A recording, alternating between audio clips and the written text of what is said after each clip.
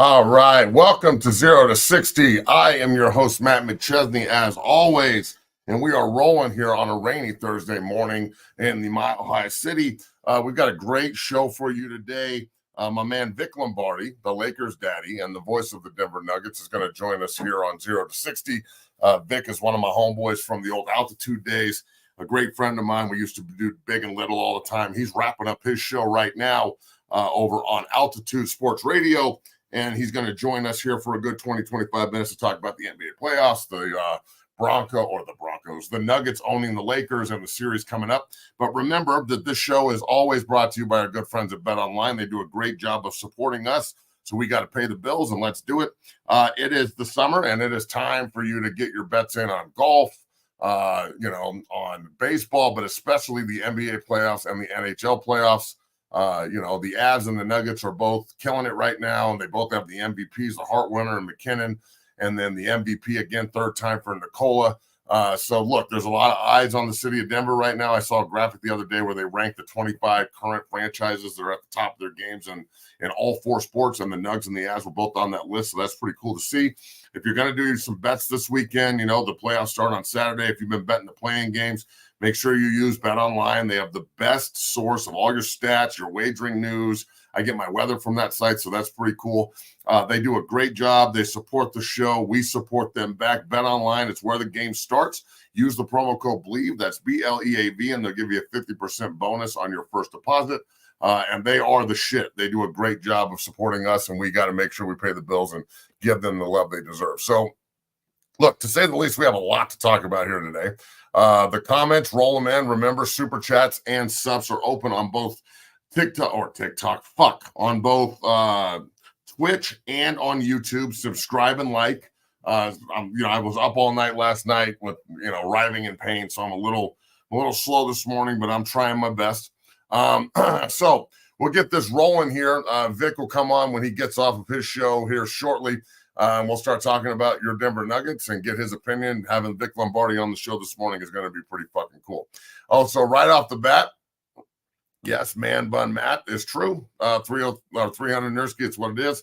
I've been growing this out for a long time, trying to get it down to my ass. See how that goes.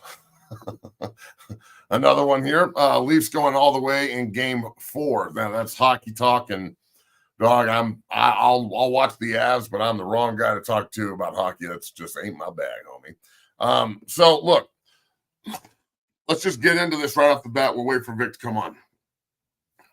The Nuggets are in a very advantageous position here because they actually can repeat. They're not hoping to repeat. I hear a lot of people comparing the Nuggets and their run last year to that Dirk Nowitzki, Mavs team where he was the MVP and he absolutely carried the Mavericks on his back and ended up winning the title for the Mavs with that great supporting cast around him, but at the same time, name some of the guys on that team with Dirk. It was just Dirk. And Dirk went off, and he ended up winning the title and the MVP of the league and the Finals MVP. And then that was a wrap. He was old. They were revamping, and that was it. I don't see the comparison between that Mavericks team and this Nuggets team. This Nuggets team is way younger. I know that their big man's a European, just like Nurk, but I feel it's lazy a little bit in the comparison. That Mavericks team was at the end of the road. The Nuggets team, even though they went through a lot of adversity with the injuries to MP or to Porter Jr. and to Murray and kind of revamping the bench year in and year out, they are pretty much still at the beginning of all this shit, dog. And the beauty of the Nuggets and their run is the fact that they're at the beginning of it. This is literally the start of something that could be absolutely fantastic. So we haven't seen the three-piece since the Lakers. Since the Kobe and Shaq Lakers. So I think that we have the opinion here that the Nuggets can definitely repeat, but then that three-peat is at the end of this. So we'll see how it all goes. My man Vic Lombardi is going to join us here now. There he is, my man. Dude, it's so good. Smiling face this morning on a rainy Thursday. How are you, my friend? What'd you do to your hair? I haven't seen you in a while. Man bun. Oh, nice. Yeah, you like that? I'm trying to be sexy like you, Vic. It's hard, but I'm trying. Well, you have good hair, so any Good chance you heart. get to show it off, you really do. I've seen your hair before. It's nice. Yeah, I try. So we're man bunning it up today. My man Vic Lombardi, the voice of your Denver Nuggets. He is everywhere, all over Altitude Sports Radio, all over Altitude TV. I mean, if you're looking for Nugget coverage and an inside perspective and a real opinion, and also the daddy of the Los Angeles Lakers, that's who Vic Lombardi is, and you can hear him every morning on Kane, or what is it? Lombardi, Mosier, and Kane, or Yes, sir. That's the threesome right there. Perfect. That's what we're going with. Lombardi, what we're Mosier, and going Kane with? for now. Yeah. They kick ass every morning on Altitude Sports Radio. I think it's the best show in Denver, and it wakes me up every morning, and it should wake you up. So, Vic, welcome to the show, brother. Thank you for taking some time out after you just got done on your show over on Altitude. How's life, bro? It's been great. It's been a whirlwind. The regular season goes by in an NBA year, and you got 82 games, and you're like, my God, this thing is so long. And then when the playoffs come around, you say to yourself, holy crap, we may have 2 more months of this, Ches. If the Nuggets do what they did last year, you've got 2 more months of season, so it doesn't end early. It's exciting. This is my favorite time of year. The Nuggets are in the playoffs. The Avs are headed to the playoffs. The draft is a week away, so I love this time of year. This is when things get active, and spring is here. The summer's around the corner. It's warming up outside. How can you not love it? And look, this is last year. It was just it was a new feeling, right? Like that walking into the ball arena, and in the past in the playoffs, we can get a first round win with this mellow team with Billups, but when we get to the Western Conference Finals, it's going to be tough. Now, being the big dogs and being defending champs, and last year going through everything they did to, pretty much mop up everybody and walk their way to their first NBA title. I mean, just everything that happened last year, all that you saw, all that you experienced, how awesome was all of that? I mean, I was there, but I wasn't as ingrained in it as you were. I don't think people really understand how much it means to the media that's involved, especially the homegrown Altitude media that's with them all the time. You're part of that family. How cool is it to just be part of all that, dude? Well, it's hard to fathom when you're in the moment, because when you're in the moment, you're like, what is going on, right? You got to understand something, Ches. I never in my life, having grown up in Denver, I never envisioned the Denver Nuggets winning a championship because my mind couldn't go there. I just couldn't go there for some reason. Yep. Yeah, I couldn't wrap my mind about. So when they when they swept the Lakers last year, I would never admit this to anybody at the time, but I thought they were going to win an NBA title. I thought it was over. It didn't matter who they played. And at that juncture, we didn't know who they were playing yet, if it was going to be Boston or Miami. Right. I just remember that plane ride back from LA with the team and the looks on their faces and the joy and the celebration. And we celebrated. Celebrated. Oh, yeah. And I remembered then thinking, they know they're going to win it all. They know they're going to win it all. And I never knew that day would come. And when you went to the finals, Miami won 1 game, but at no point in that finals run did I think the Nuggets were in jeopardy of losing an NBA championship. I thought they had it won. This year, it's a different slate. The Western Conference is much deeper. And I live in this constant fear, and I can't help myself. I need therapy. I don't know what to tell you. Yeah, I've been listening to you every morning. I need therapy. They're playing the Lakers again. Yeah, they're playing the Lakers, and I am sitting here just shaking in fear. You're afraid of this Lakers team now? I'm just afraid of losing to them. If there's some fluke that occurred, if somebody got hurt, God forbid, if the refs took over the series, I'm not afraid of them. Philosophically, I think the Nuggets are a better team, clearly, but losing to them would be the worst thing that could happen. I would rather lose in a sweep to any other team than to lose to the Lakers in Game 7 quadruple overtime. I'd rather lose a pinky. It's just the way I am, bro. I don't like them. I've never liked them. I don't know if anybody that's a Nuggets fan likes them, and I don't want to lose to them. So that's what makes this series the most important series in my book.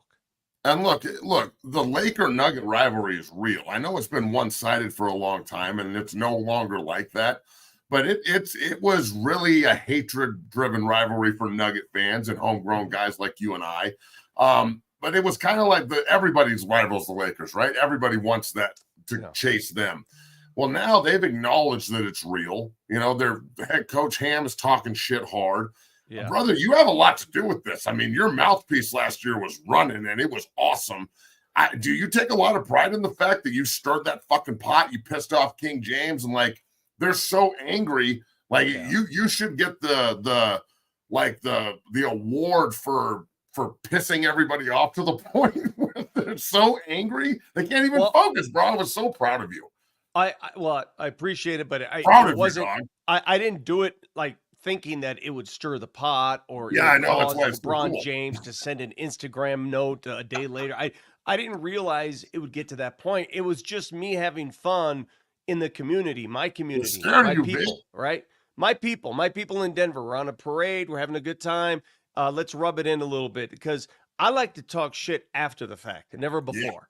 Yeah. You know, I'm never going to be that guy that before a series says, oh, I'm the opposite of that. I'll talk all my trash when it's all said and done. I'm a poor winner, I guess is what you call them. I don't want to do anything to rile them up before. But here we are, and they're still talking about that incident. And it's amazing how many Laker fans and Laker people still get that confused, thinking that was Coach Malone who said that, and he didn't. And the last thing I want, Chaz, because I don't play, you played the game. I don't play. I don't want to deter from the players and the team and the coaches. They're the ones that have to put their butts out there. I think they like it. I think the guys, first of all, I think the guys love you, and they do. I think they dig it. I guarantee you behind closed doors, they're like, yeah, fuck yeah. He's talking shit. We're talking shit. This is awesome. It like brings everybody together, bro. You're just like Aaron Gordon's a man of the people. Vic Lombardi is a man of the fucking people. But the problem is they have to cash my check. It's not a cash. They didn't write it. I did. So I feel terrible for that reason alone because I don't think it's fair. At the same time, though, you are right on one account. Guys like Joker, Jamal, the leaders of this team, they love it. They don't fear anybody. They don't fear the Lakers. They're like, what? What are you talking about? We handled them. We took care of them. They played their best basketball against them. It's guys like me who have no impact. I have no say in the matter. I'm just watching. You're watching. We're all watching. And I think we're more fearful than they are because they do have an impact. Yeah, I'm nervous, bro. Like my palms are sweating now. It's Thursday, so you should be. All right, so let's get into that. Look, they're 8-0 against the Lakers in their last 8. So they swept them last year. It was I personally, being a lifelong Nuggets fan, and remembering the night, like the late 90s and 11, 12 win seasons and shit. That was, and then the inbound pass. Yeah. The famous inbound pass against the Lakers in the Western Conference Finals back in the day, all that pain. The Western Conference Finals, like you said, was more gratifying and more like of a party. I like crying with my son watching TV than the finals. The finals were kick-ass, went to game 1. That was incredible. The wrapping it up at home, that was incredible. But beating the Lakers was really like the icing on the cake. That was everything. Well, you go full circle, and now you pull them in the first round. I'm glad they won the other night. I wanted this matchup. I am nervous about it because they still have King James and, AD for being a big, soft, sissy a lot of the time. He's still pretty fucking good when he wants to be. They got the banker, Reeves. He can fill it up when he wants to. In a 7-game series, I don't see how the Lakers can get this done. But at the same time, they've got one of the best players that's ever walked, and he's at the end of his line here playing. And this is the kind of thing where LeBron pulls this off. That's like a feather in his cap, bro. So what are your thoughts on just the overall series here? What do the Nuggets have to do to just go out there and establish dominance like they did last year? First of all, the way you just described it is what's scaring me. Just the storybook fashion that the Lakers could come in here and write a storybook, right? They can make up for what happened last year. They can help LeBron on his way out the door, do what he's always achieved on doing. All that stuff scares the crap out of me. Everything about the Lakers is what I don't like about basketball. I don't like the human mop, Anthony Davis, who's going to fall 15 times a game. I guarantee it. He's going to fall and just try to get calls. His eyes, his knees. Yeah. I don't like LeBron. He plays his own little game. I don't like Austin Reeves flipping the front of his hair 18 times a game. There are little nuances. I just can't stand that crap. And that's why I didn't want the Lakers circus here. But it's here. And the one advantage I see to it, there's one distinct advantage is I didn't want the Nuggets sleepwalking to start the series of playoff games, knowing that, okay, it's a long road. Let's say if they draw New Orleans, Right. and New Orleans is a pretty good team, but they're not going to be as hype to play New Orleans as they will be the Lakers. The Lakers bring that hype, that automatic hype. Heck, the first game's on ABC. ABC just told you what the biggest game of the weekend is. It's LeBron and the Nuggets. They've already destined that. So we don't have to worry about the Nuggets lacking focus. The focus is built in. They're playing the Lakers. So I like that part of it. I like the fact that the Nuggets, in crunch time, they relax and they operate and the offense just runs smoothly. The Nuggets have a huge advantage there. If they win game one and they just cut them apart in the fourth quarter like they've done the last 8 times, Right. I think there's a part of the Lakers, Ches, that says to themselves, we just can't beat them. Can't beat them. We can't beat them. And we might as well just shut it down. But if you give them life, and you let them win game one and you give them that taste, that scares me. Don't give them that taste. Don't give them that opportunity. Take it right out from the get-go and let them know that what happened last year is going to happen again this year. Just take their souls in game one. I think game one's the biggest game of this series. It 100% is. Vic Lombardi joining us here from 92.5 Altitude and Altitude TV, the voice of the Denver Nuggets. And look, Vic makes a great point. That first game, I think it's going to be, can't miss TV. You're going to get a super motivated LeBron. Anthony Davis, even though Anthony Davis is maybe the softest professional athlete I've ever seen, I know deep down he's got pride, and I've seen him in the bubble. He was a massive pain in the ass and problem for the Nugs. They've kind of figured out AD's, the conundrum that he is, but I would imagine he's going to come out and play his balls off too to try and rewrite the narrative. One guy that's kind of gotten lost in the shuffle that was so important last year is the man of the people, Aaron Gordon. And I think that, there's so many ways for the Lakers and the Nuggets to match up in this game. I don't know how they're going to cover Nikola. I don't know how we're going to cover LeBron, so on and so forth. But I'm telling you, Aaron Gordon, when he's on, he is like he's the oil guy for this team. He makes everything run and go at such an incredibly high pace. Just talk about AG a little bit. And, the guy that we got from Orlando was kind of an immature cat that everybody was like, I don't know if this is going to work. And he has turned into one of my favorite players to watch play the game. He has such a zest for it. He plays his balls off. Aaron Gordon is truly a man of the people, and I think one of the best trades in Nugget history. Well, I think he's a very selfless player, and it's exactly what this Nuggets team needed. He will do whatever it takes, and there's no LeBron stopper out there, but he can guard LeBron one-on-one, and there aren't many people that can do that. He will take LeBron one-on-one. Right. He's got the muscle to guard LeBron one-on-one. Again, you're not stopping him all the time, but at least you can handle him one-on-one. What the Lakers will try to counter in that endeavor, because I've seen it, is they'll try to do the pick and roll and then have LeBron switch off to Jamal Murray and do all that business. But that's what they have to do to get LeBron off of Aaron Gordon.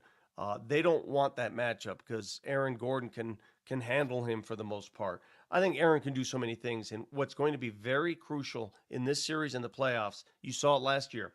Some teams, when Aaron grabs the ball inside, and he's going to get many opportunities because Joker's going to feed him for oops, he's going to find him. Some teams will just foul him right away and say, hey, send him to the foul line. We'll take our chances at the foul line. He's got to make his free throws. Got to make your free throws in the postseason where every point is crucial. And if you don't make your free throws, then you start thinking about it. And then it becomes a problem. And then they'll start fouling you some more. And then that weapon doesn't work the way it should work. But if he makes his free throws and he makes them pay for dumb fouls, they can't stop this Nuggets offense. End of story. Because he is one of the guys he's going to be utilized. Jamal, Joker, MPJ, KCP threes, and then Aaron Gordon in that dunker spot underneath. He's got to make his throws. Just roaming the baseline, bro. Roaming the baseline. Yes. And look, before we talk about the greatness of Nikola Jokic, about to win his third MVP, I wanted to talk to you about Coach Malone. And I love Coach Malone, obviously, great man, always so awesome on the radio. Every time we always used to have him on Dempsey and Company, he was so, just transparent and, laughing it up and just a great conversation. If you notice, and I know you do, there's like this trend in the NBA in the past, 5-7 years, where the coach who wins the title gets fired. Like a year or two later, he's gone. Yeah. Nurse was gone. Martin's gone. Tyronn Lue's gone. Well, that's not happening with Coach Malone. Yeah, I think he's got a lifetime contract here. How does Coach Malone find these pieces? And it does happen through the GM and the front office as well. You got to give them their flowers. Mm-hmm. How are they so good at finding these fits for their structure program that everybody thought that they wouldn't be able to fill the bench roles this year, and that would be their downfall? Watson and Brown and everybody have just stepped in. Reggie Jackson off the bench, Colorado Springs own. How do they do such a good job just making sure all these roles are filled by the correct guy? Or is it just the fact that they've got a generational talent in the middle and he just makes everybody so much better? Well, I think one of the things that Michael Malone does extremely well is he listens. He listens to his players. He listens to the locker room. It's a really good point. I'll give you a great example. If Bones Highland would have accepted his role, he would be the backup point guard right now. He would have a championship ring, and he would play an active role on this team. But he didn't like his role. He wanted more. He demanded more. And Coach Malone listened to his locker room. He listened to his players. He heard the grumblings and didn't tolerate it. And Bones Highlands was shipped out. And they don't do that. They don't play that game. If you don't understand your role, and there is a hierarchy in that room, and that's just the way it is. There's no complaining that you want more time, or there's no complaining that this guy gets too many shots, because look at what happened last year. They won a championship. You can't complain about how they got there. They got there. They won there. So that's the one element that he does so well. He listens to his room, and not enough coaches do that. Some coaches think, oh, my system's going to work. This guy does this. This guy does that. You guys figure it out. No. The way it works is the room has to work first. And if the room is content, if the room is happy, basketball's a small sport. It's not like football, Chaz, where you got all these different personalities. It's right. 5 guys on the court at the same time. 5. So liking each other and playing for each other, that matters. Super important. Yeah. I have seen football locker rooms where teammates hate each other.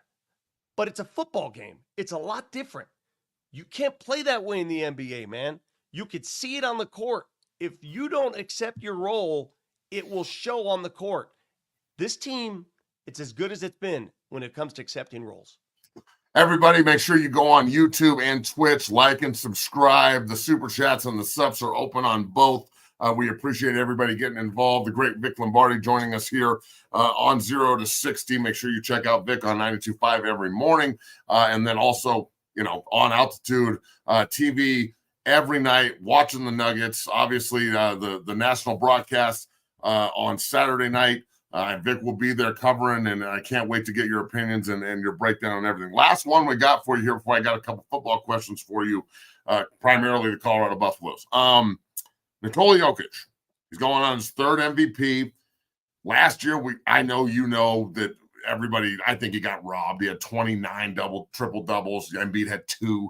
I feel like last year was kind of a gift to Joel Embiid. At what point is Nikola just going to be recognized for his greatness to be a unanimous MVP? And then, we all know how great he is. I've never seen anything like Nikola before. His ability to find guys and the behind-the-head passes and everything he does, it's like watching him every night is a new opportunity to just watch, a Jordan-type performance. When do you think Nikola is ever going to get his flowers? Did you hear what Arenas said the other day on that podcast? We got to get rid of the European players. Yeah. I feel like there's the American players are really jealous and envious of the European players. How do you feel about that? It's silly. It's really silly that he would say something like that, because so dumb. The NBA is now universal. It's a universal sport. Now it's primarily American. It's our sport, right? We invented it. Well, actually, Canadian invented it, but it was grown here in the U.S. But the NBA, every team has an international player or 2 on the teams, on the rosters. So and they should. They're good. Yes, it's short-sighted to say that. At the same time, I think the reason why Joker, Nikola Jokic, is still tough for people to accept his greatness. It's a cultural. It's not just a white or black thing that I don't know if it's racial as much as it is cultural. He's a quiet dude who never wants the spotlight. Like Luka Doncic is white Right. and European, but he plays with flair and pizzazz. He's doing things, mannerisms, his histrionics. He's a different type of personality. Joker's the opposite of that. He just doesn't play that way. He doesn't act that way. Even this week, yesterday, when I asked him about the Lakers, he gave him nothing but respect. He says we're equal. Yes, He'll we're never equal. say, Yeah, I saw that. yeah. And I think it's sort of the antithesis of what the NBA is and what the NBA's become. The NBA's become an individualized, let's shout it from the mountaintops. Steph Curry making a three and shimmying down the court. Guys just showing their wares. That's not who he is. It's not what he does. It's not the way he was taught to play, and it's not who he'll ever become. So I think a lot of people just look at Joker and say, wow, that is so different that it's tough to adapt and tough to adopt his style of basketball. It doesn't mean he's not great. He's very great, but he plays it differently. He acts differently. And I love it. I think it's a a breath of fresh air just in the way he approaches everything. That his team follows him in suit, and even though there's some guys on the squad with some major swag, they all follow the big man's lead, which I absolutely love watching. He's Okay, Barry last Sanders. question. Ches. He's Barry Sanders. You remember when Barry Sanders Oh was yeah, doing like? yep. Can you imagine if Barry Sanders, when he played, and he got to the end zone and he would just drop the ball? Now I want you to imagine Flip Barry it to the Sanders ref. after. Yep. Yeah, I want you to now if you take that and Barry Sanders does a dance in the end zone and then after the game grabs the mic and says, "You can't." I mean, can you imagine that version of Barry Sanders? What Be he would super do? weird. Yeah, that would be weird, but it would put him prime in the spotlight. He'd have shoe deals. He'd have all this stuff just because he's more personality driven. That's not who Right. he is. It's not Yeah, who it's he just ever not. was. And, So and look, it's almost because he's not that guy and he's just being himself. I respect it even more because people gravitate towards that a lot yeah, as well. It's being, who you really are. That's what people are gravitate towards. yes, So, all right. So look, we're talking about a player who's got a ring. In his first finals appearance, he gets a ring.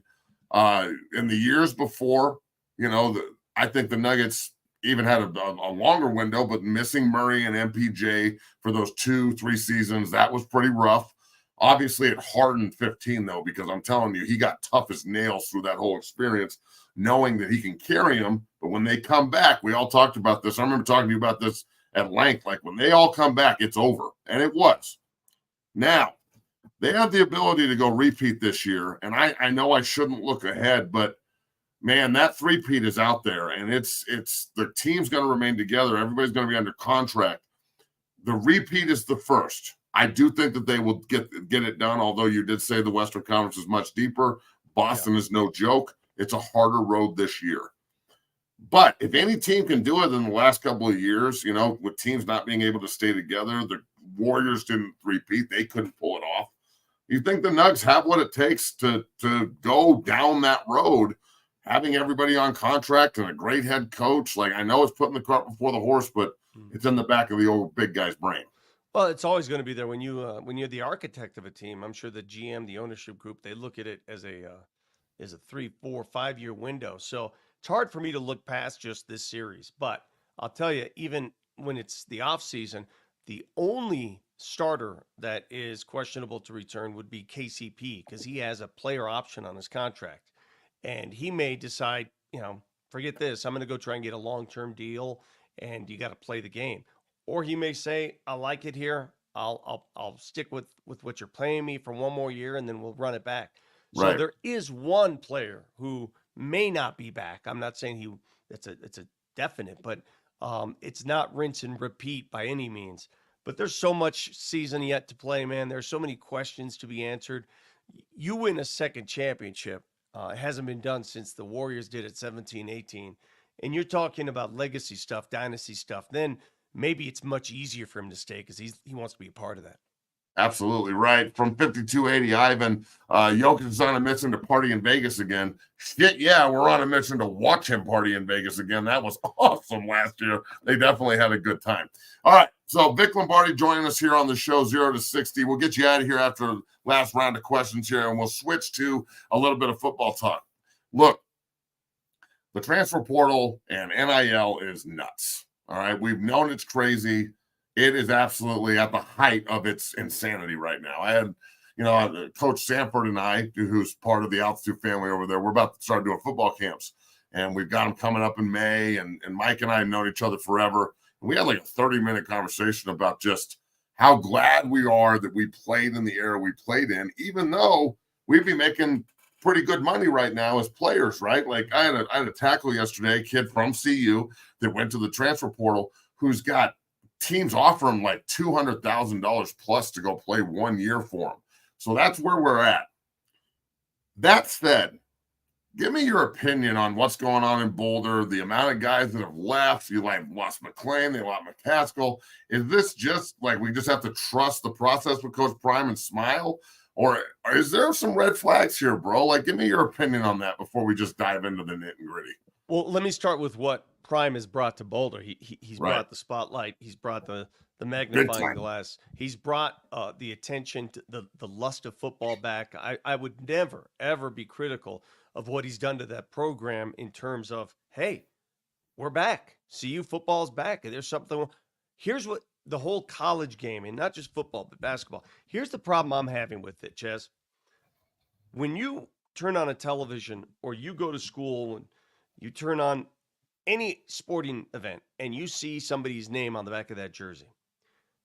Today, I have no idea if that person's going to play for my team next year. I have no idea where that person's going to play next year. In a month. Exactly. I don't know what to expect. I don't know what the loyalty is to the program anymore. Who am I rooting for? Am I rooting for the player? The tight end they just brought in from Cincinnati, yeah. 10 practices, and he's back in the transfer portal. That's what I'm saying. It's college sports in general, it's no longer tied to the players. It's tied just to the schools. So I root, I went to Notre Dame. I root for Notre Dame. I don't know who the hell's going to play for these teams anymore year in, year out. They're no more 4-year players. 4 and 5 year players. The era of the 4 and 5 year player where you cut your teeth with the program. Freshman year, you come in. Oh, man, look at that player develop. I can't wait till he's a senior and he's going to develop into something special. That shit's out the window. He may not make it to his sophomore year before he leaves. So there is no year-to-year development of players in a program. There's no reason for me to become attached to a certain player because the portal has changed it all. What do you become attached to then? You become attached to the idea of a program. It's not a player. And that sort of sucks. Because I really sucks. Yes, because I looked forward to following a player's progression. I looked forward to following a guy cultivate his skills from freshman year to senior year. What was it? Tony Rice was a fantastic quarterback when you were there, right? Yes. Or he was either right before or he was there when you were there. Because that was he right was there when I was exactly there. So, yes, he was there. So think about this. Like, how long did Tony start for at Notre Dame? 3 years? Well, he came in and he was one of those Prop 48 students when they first started taking him. And in this day and age, he probably would have never gone to Notre Dame. He wouldn't get into school. He wouldn't get into the school. Think about this, like, if he gets there and plays and say he has a good year and Notre Dame, like his first year, let's just hypothetical unless you know. Yeah. First year starting, they win 10 games and it's Notre Dame and everything's great. And they got potential moving into next year where they could win a natty, right? Yeah. They would probably try and replace him.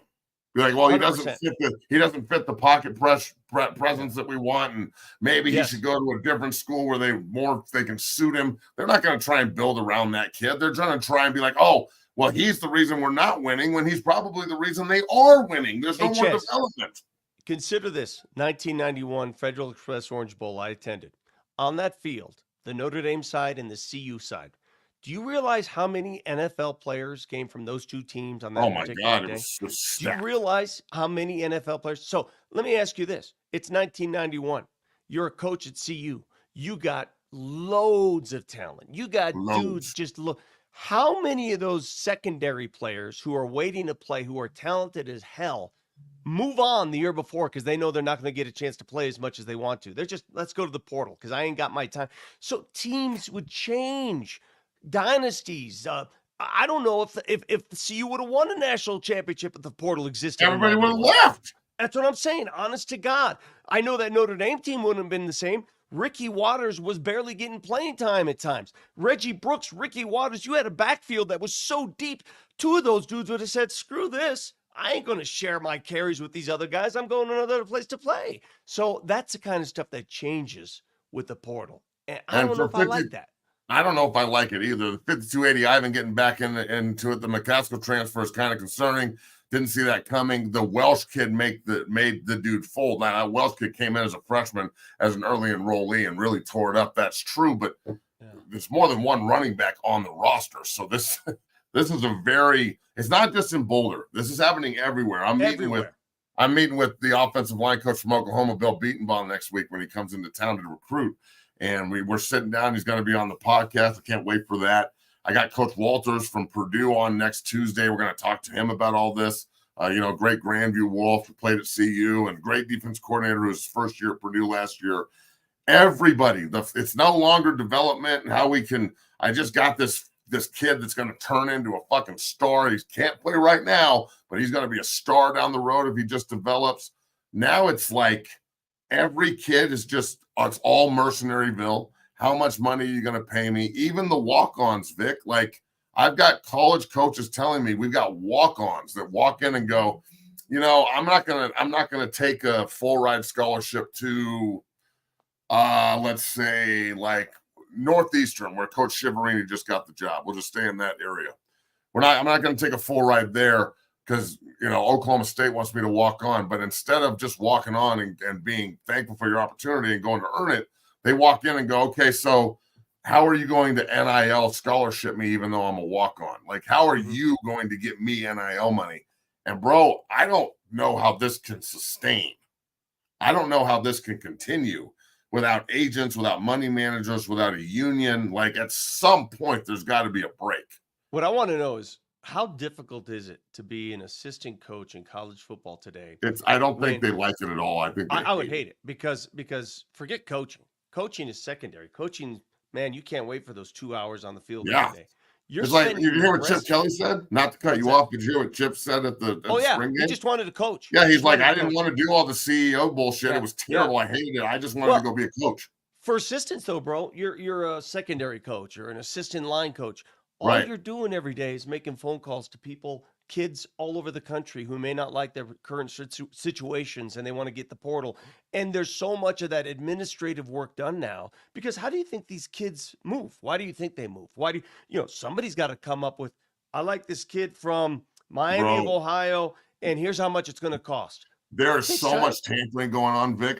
Almost every day I get a phone call from a Power 5 level coach or school asking me to go after a guy who's in the Mountain West or a group of 5 or 1AA. How can we get this kid to look at us? And when the spring portal window hits or whatever, we want him to come here. Can you make sure that we don't burn bridges? I want you to go after the kid behind the scenes. And I'm like, I have to do the dirty work? What the fuck? Yeah. Like, it's that tampering is rampant right now. Yeah, well, that's why, all bets are off. All bets are off when it comes to that. Before, college football used to be, people cheat, teams cheat. Of course they cheat. But I guess cheating is a relative term. Now it's just freaking crazy lunacy is what it is. It's lunacy, what I hear. Yeah. So how do you fix it? And then we'll get you out of here. I know you're a busy man. I don't know how you do. I mean, once you open Pandora's box, Ches, I have no idea how you fix it. The NCAA has just said, what was it yesterday? They said, you're allowed to transfer as many times as you want now. There's no restrictions. Unreal. So a kid can go to school. You can go to 5 different schools if he wants. 5 different schools. Think about that. 5th year, senior, 5 different schools. Just boom, boom, boom. Why would you want to do that as a kid? Like, as an NFL player, I was on 1-year deals pretty much the whole time I was in the NFL. And by my 6th year, I was like, good Lord, screw this. I'm cooked. Yeah. Like, this I don't know. Fun. Follow coaches, follow systems. I don't know. What's taken place here in college sports, and it's sad, the competitive lust of one person saying to another, all right, they brought this guy in from the portal. He's pretty good. This is my school. I started here. I'm not going to transfer. I'm going to stay and I'm going to beat his ass out for that position. I don't care what the coaches say to me. I don't care what anybody says to me. It's like the McClain thing from CU yesterday. I'm going to trust it. I'm going to trust in my shit, and I'm going to beat him out because I think I'm better than he is. That's out the window. Competitive lust is out the window. All gone. All right, Vic Lombardi, brother, I thank you from the bottom of my heart for coming on the show and giving us a good 40 minutes. You can hear Vic every morning on 92.5 Altitude. Lombardi, Mosier, and Kane do an awesome job. I think it's the best show on the radio here in the great state of Colorado. And then, obviously, Altitude Sports. He is the face of Altitude Sports in the Denver Nuggets. And the Lakers' daddy, Vic Lombardi, brother, do the Nuggets repeat? Ches, if the Nuggets, I'll put it to you this way. If the Nuggets somehow lose to the Lakers, this is how I will go in town. You're going to see me in a mask for the rest of the summer. I will not show my face if the Nuggets lose to the Lakers because I will be known as this. Is that how you walk in with the Queen of Chicken and you're like, I will be. Yes, this is who I am. Oh my God. Love you, Ches. Love the work you do, buddy. Have a great day. You too, man. Mysterio is out the door. See you, brother. Us here on 0 to 60, brother. What a great interview. All right, folks. Look, the Bleed Network does a great job of supporting the show. We appreciate you. Hats off to Vic Lombardi for coming on the show today. My man always cracking me up. Man, that man has always been so gracious and so cool. He's always helped me out at every turn. He always says yes. He's always there when you need him. I don't know if there's a better guy to help the next generation. He's a great mentor of mine and a wonderful friend of Vic Lombardi. So just an absolutely excellent interview. And thank you to my boy Vic for coming on the show and talking Nuggets and the NBA and so much more. Now, hey, we've got about 10 more minutes here. All right. I got some time. There's 60 eyes on it. We just lost a bunch of people when Vic left, and that's understandable. He's better looking than me. What questions can I answer here for you guys? All right. Remember, super chats and subs are open. If you could go in and contribute, Nick needs shoes. Appreciate it. But that's just a cool part of this business. It's definitely not the reason we do it, but it definitely helps. So what questions can I answer out of the comments here before we wrap the show up? All right. So as we wait for some of the questions, I want to tell you guys about one of our unbelievable sponsors here, and that's Factor. All right. The Factor box here and the wellness shots are incredible. The meals are awesome. You get 50% off your first box and wellness shots for life using my link. So the 2 free wellness shots pre-order with your active subscription at Factor. All right. It's Factor SE 48328. That's Factor SE 48328. You'll get 50% off. Go in there, put some money down for your own ass so you look good, feel good, make love good, and then you're out there mingling. So good for you. The Factor box will help you get super sexy for the summer. All right, moving forward. Wow, we just had a bunch of eyes jump off the Factor read and the sexiness conversation. So that's pretty cool. Tomorrow's show to wrap up the weekend will be pretty cool. So make sure you tune in tomorrow. Next Tuesday, we'll have the head coach from Purdue, Ryan Walters, on the show. Great friend of mine, and a variety of other guests and folks joining the show. So apparently my man bun's not cool. Joey B, McChesney has a man bun. What the hell is going on here this AM? I've always had this, dog. It's usually a little bit more matted down in the back. My hair goes down to my shoulders. So I think it looks good too. We'll pull this motherfucker off. I don't know. Shit. I have a beard because I have 4 chins, not necessarily because I like a beard, but hey, I'm 42 and I have hair like this and swag, so I'm going to roll it. Most guys my age are losing their hair and on, popping blue chews like fucking Skittles, and I ain't got to worry about that shit. So that's cool. Maybe I'm reverse aging. I don't know. We'll see.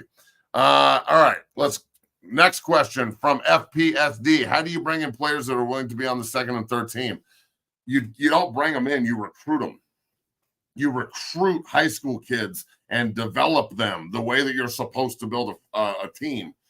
unless you're just doing it for a year in and year in basis like they are. Like I'm not saying this off of fact or anything, but I don't think Coach Prime will stay after this year. I think that he'll, leave and follow his kid.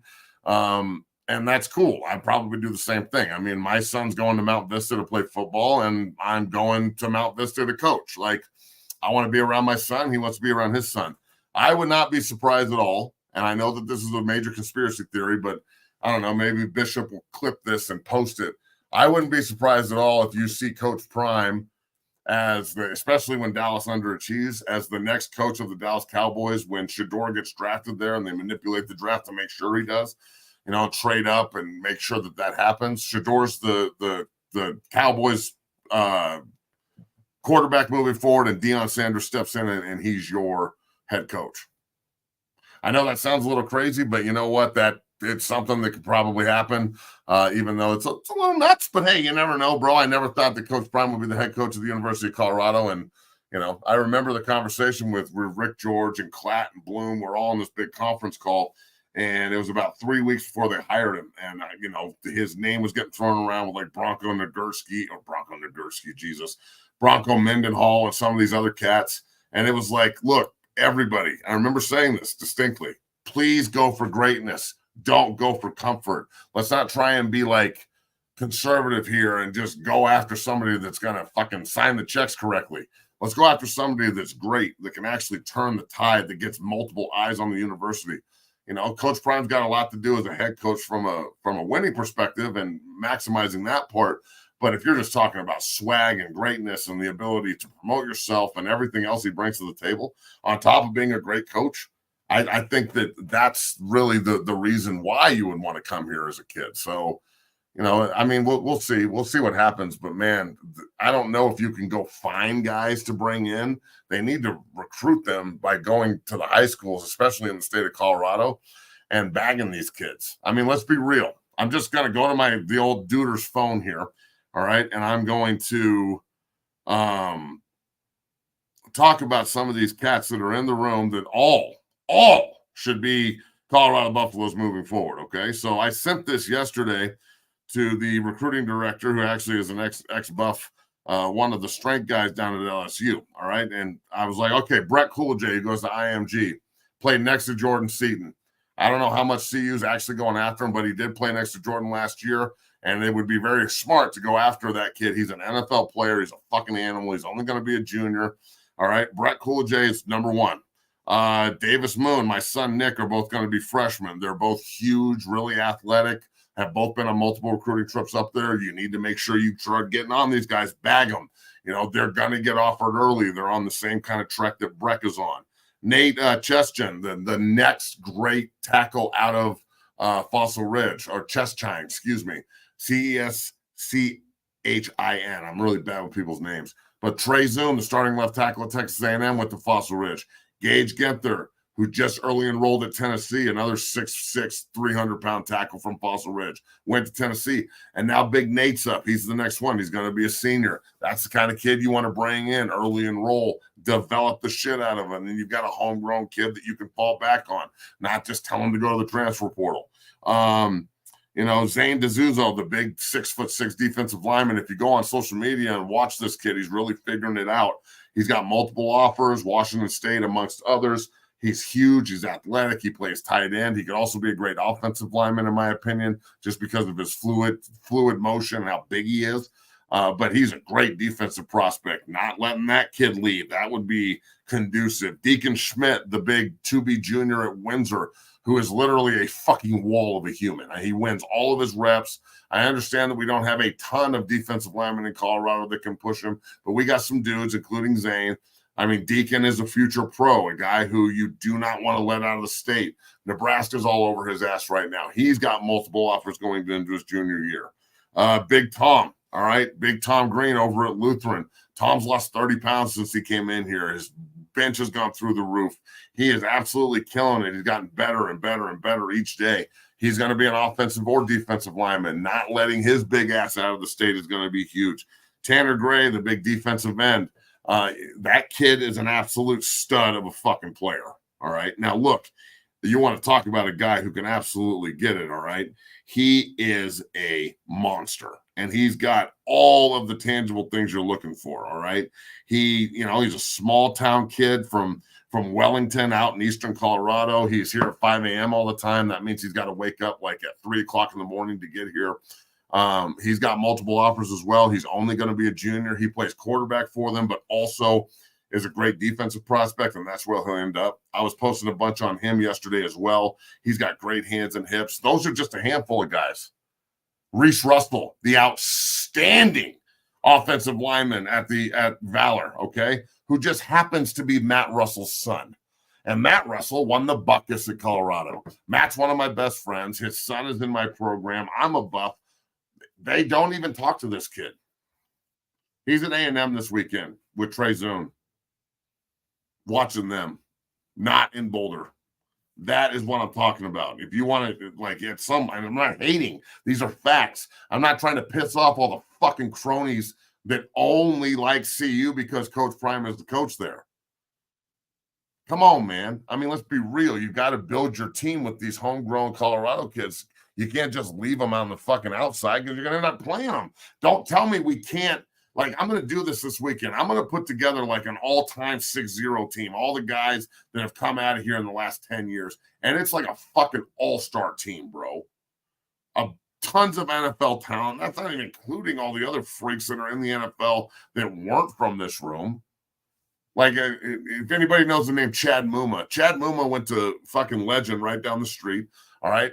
And this has nothing to do with Coach Prime. This is way before his time, but Colorado, right off the bat, he's too small. He can't run. He's a tweener, blah, blah, blah, blah, blah. The only school that saw it was Wyoming, and Coach Bowles, surprising. And he went up there, and he finished second in the Buckus, and now he's playing for Jacksonville. He was a third-round draft pick. The guy's got the world by the balls. That kid you can't leave. You have to see that potential in the player. And that's kind of my thing is I don't think that they see it, but I also don't think they're looking. I don't think they look really hard. There's this perception that Colorado kids are soft, and I take that personal. Do I think that the community is soft as fuck? Yes. I think it's a banker community. But do I think that the kids inherently are soft? No. I think the parents and the coaches and the way it's built is soft. And the kids have if you put them in a hardcore environment, i.e. 6-0 or different breed where Gabe Napton does his thing up north, he's fucking awesome. You put them in a tough environment where they're pushed. John LaSalla at Hog House, everything he does with the young guys, that kid's, past Dungeon family. Everybody's always like, "Why aren't you mad at him? He's competition." I'm like, first of all, John's not my competition. He's my friend. And I'm so happy for my fucking guy. I used to work with him all the time, and now he's giving back to his community as well. And you think I'd be mad at him about it? This is what I'm talking about. Y'all are afraid of competition. I embrace that shit. So Evan Worthington, the outstanding safety at CU that went to Cherokee Trail, he runs Grind Era Sports out of this facility here. Another one of the 6-0 guys that's giving back to his environment, giving back to his, community. There's so much talent here. You've got to figure out how to bring it in and develop and keep it going. But at the same time, man, I can't try and convince them. I'm not a used car salesman. I'm not sitting here trying to make sure they understand. I'm not going to just keep beating my head against the wall. If they're not interested, they will play them, period. If you don't recruit the guys in this room, you will game plan against the guys in this motherfucking room. And that goes for every single school in the country.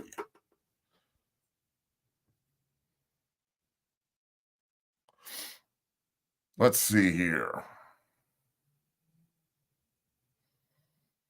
The Army, the U.S. Army All-American Bowl, all right, it's coming. The Combine is coming to town here in Denver. Not to change the topic too much, but Jeff Helsinki is one of the guys who runs it and kind of gets it moving in the right direction. That's going to be on, May 11th and 12th that weekend. And I'm going to be coaching at it. Coach Sanford is going to be coaching at it. We're about to start doing a bunch of football camps here. I'll have that all out this weekend by Sunday, all that, and how you can sign up and so on and so forth. It's a camp anybody can come to from around the country and in Colorado. Coach Sanford will be doing a lot of the, quarterback stuff, obviously. We'll be talking a ton of recruiting and give you the, the little advantages in the NIL game and so on and so forth. But like what we're doing here, talking about all this, the U.S. Army All-American Combine is coming, so we can find guys that want to go play in the game. I'm going to help them out, coach that. There's going to be so many Dungeon Family kids there and so many kids from around the state that are going to be involved. So that's going to be pretty fucking cool. Anytime we can get more eyes and more opportunity for the kids in Colorado, we're on it. I'm a Colorado kid, and I really want to help this place, and I really think that it can be great if everybody would just stop worrying about, like, making sure that it's not just a personal thing. Like a rising tide raises all of us. So, it's important that everybody understands that. From Terrell Rubin, 61 watching, hit the dang like button. I agree. Hit the like button. Stuffs and super chats are open on both sides, YouTube and Twitch. Make sure you like and subscribe on both of them. We'd really appreciate if you are watching to, get involved and make sure that you're contributing as well. We appreciate you. The Texas Truth, get the footage. Hashtag well off Matt 100. I don't understand what that means. Get the footage, but whatever, dog. Just tell me what you're talking about, and I'll try and help you out as much as I can. All right, from 5280 Ivan C, we got some dogs in the box state, lots of Offerdale type kids. We need to focus on getting kids at CU. Charlie's a Division I player. He should be on scholarship, but I'll tell you the story about Charlie. I met with him and his dad, and I was like, "Look, I don't know if you can pull this off, yada yada." And he pretty much told me, "You're full of shit, and I'm going to do it despite you." And I have so much fucking respect for that kid because he said it to me. I love it. Like, if I tell you what you can't do and you're just like, "You're right," I'm going to be like, "What the fuck, dude? Why wouldn't this kid stand up for himself?" That's what I'm looking for, dog. I don't want passive sheep. I want aggressive motherfucking lions that are going to be at the top of that shit fighting for their bite. And that's what Charlie is. Charlie's a fucking dude, man. And Charlie's the kind of kid where if I could take everybody and put Charlie's heart and head in their body, we would have a fucking team full of killers, dog. I really hope that kid gets a lot of run. You're never going to see him quitting and going to the portal unless he's grad transferring and just wants a better opportunity. Charlie Offerdale is that dude. That motherfucker can get it. The Texas Truth, I got it from the camps. Yeah, we'll be posting all the footage. You can fly in and be part of the camp if you want as well. Sanford and I are trying to figure out some names and some logistical stuff for it. But the first one is going to be the 4th, 5th, and 6th of May that weekend. Friday night, we're going to do a huge, it's going to be extra. It's not going to be part of the camp unless you want to be involved. This isn't a free, opportunity on Friday night. It's a huge opportunity to learn about recruiting and NIL and everything you should be doing to maximize yourself, the social media aspect of this. Rather than everybody, just walking in and being forced to do that part of the seminar and part of the camp, we're going to give everybody the opportunity to be involved in it. If you don't want to be involved, that's your choice. But if you do want to maximize that and you like money and you like the opportunity that this medium right here provides, Coach Mike Sanford and I can be the bridge that helps you learn about all this bullshit. There is no escalators at 6-0, and in the world, I wish they'd get rid of them.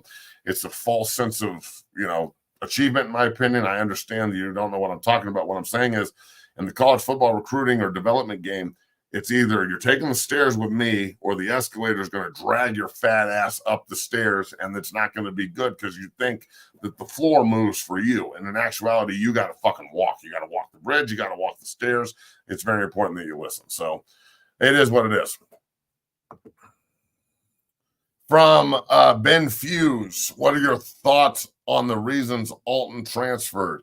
Losing this kid sucks. He's a hell of a player. I would have to think that, what's that kid's fucking name that just got here? Mays? The kid who just got here, Alton transfer, blah, blah, blah, blah, blah. Yeah, I don't know the kid's name. The new freshman that came in, I think his last name is Mays. He is giving it to people, and he's a really good player. He's running over Shiloh and shit. I think that that's probably the reason. McCaskill wants to be a starter, and he should be. He's a stud. But, they've got some depth at the running back position, and he didn't want to be 4 deep. So that's Micah Welch. Thank you, guys. That's the kid that came in and has been just giving it to him. So look, competition is good. The ability to run from it, though, I don't know if that is.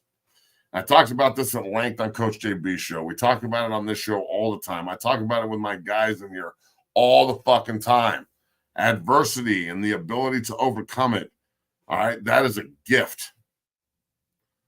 All right. Just like Rage Against the Machine says, anger is a gift. The ability to overcome adversity and not let it crumble and eat you from the inside out. That's a fucking gift. I ain't saying you can't be angry. I'm not saying you can't be upset. I'm saying that you can be mad for a day, but you've got to figure out a way to make the negative a positive, to push yourself. And if it requires eating shit and smiling, well, God damn it, that's what it is. So, I guess we'll see, but I would prefer the kid to stick around and figure out how to, not only mature and figure this out, because when he gets to the NFL, which he's an NFL player, it's not going to be any more of this like, oh, well, we're just going to hand you the job. You're going to have to fucking compete. So, the NFL guys, there's a lot of them looking at all this, man, but damn, there's some red flags there too. Like if he transfers multiple times and he's afraid of competition, that's going to be a fucking huge red flag that goes up when they evaluate you. Like that is not what they're fucking looking for.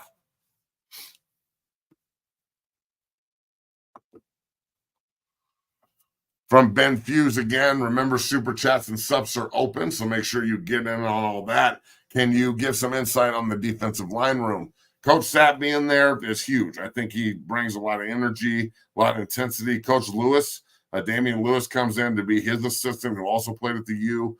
I played with Lewis for a summer when I was with the Rams. He's a good dude.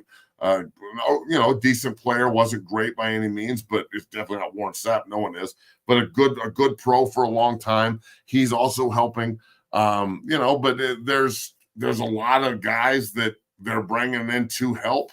We'll see what happens there. But the D-line room, I need my edge players to fucking pass rush and go hit the quarterback in the teeth and make his life uncomfortable and chase his ass around. And I need a 3 technique in Boulder that's going to fucking man up and be that dude. And I played 3 technique in Boulder. All right. And that's the defensive MVP award for my senior year. And if I can rack up 60 tackles and 9 sacks and 13 TFLs and shit and all that other stuff, one of you guys can. I got moved to offensive line for God's sakes. And I put up those kind of numbers in college. I was wearing motherfuckers out. You can wear people out. The 3 technique in these fronts has got to be the baddest motherfucker on the field. We need an eater there. We need somebody that's going to show up and inside move and fucking run through a quarterback's face, be the leader. We need one of those defensive linemen up there to have an L or a D or both, leader and dog, the way that Coach Prime wants it. You either find a 3 technique that can go dominate and eat, force a double team, and even when you double team, we're making motherfucking plays. That's the guy we need up front. So that's what I think we need out of the defensive line room. I need some goddamn attitude. I need some mean motherfuckers up front that aren't going to allow themselves to get pushed around. No more of this 300-yard rushing days and shit.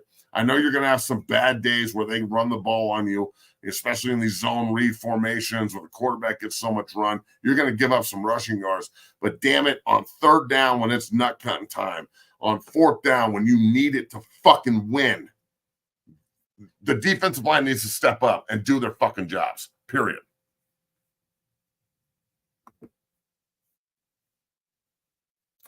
All right, folks, that's going to be a wrap here.